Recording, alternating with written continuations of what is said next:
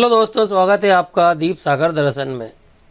इस वीडियो में हम बात करेंगे SC/ST एक्ट कानून के अंतर्गत जो सबसे विवादित शब्द है, जिसे चमार शब्द कहा गया है, उसके बारे में।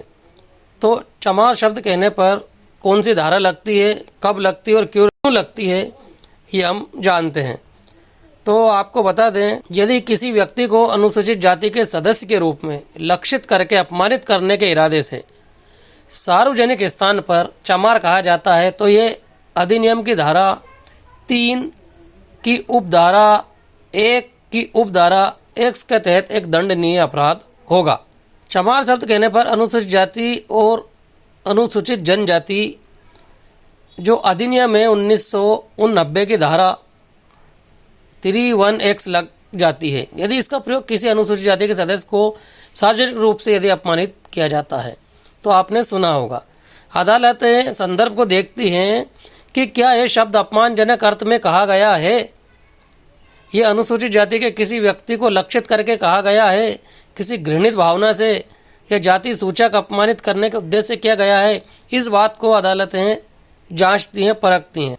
अदालत ये तय करने में हमेशा सावधानी बरतती है कि कहीं कोई झूठा मुकदमा तो नहीं है, और जो अपराधी है उसकी मंशा क्या थी, क्या उसके शब्द वास्तव में सार्वजनिक रूप से ऐसे थे जिससे कि किसी को नीचे दिखाया गया हो। इन सब बातों को ध्यान में रखकर ही अदालत अपनी आगे की कार्रवाई करती है। अब बात करते हैं दंडात्मक प्रावधान की। यदि इस अपराध के तहत कोई दोषी पाया जाता है तो उसे 5 साल की कैद होगी और जुर्माना भी हो सकता है। अतः अंत में इतना ही कहना चाहेंगे कि जो व्यक्ति या जो नागरिक ये नहीं जानते हैं कि हमारे देश में चमार शब्द का प्रयोग SC/ST एक्ट के तहत एक अपराध है, वो ये ज़रूर जान ले और इसको भली भांति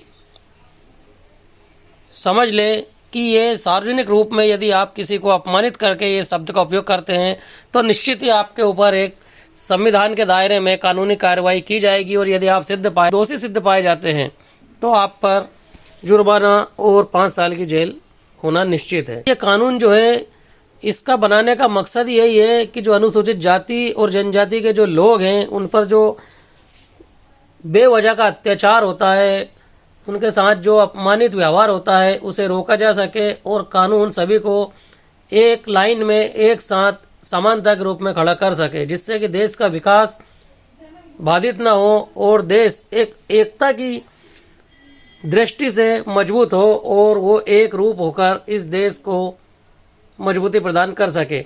इस कानून को बनाने का यही एक उद्देश्य है, जिससे कि सभी का हित हो और सभी की भलाई हो। वीडियो में इतना ही। यदि आपको वीडियो पसंद आए तो लाइक कीजिए और इसे शेयर कीजिए ताकि लोग जागरूक हो और इसको समझ सके। धन्यवाद।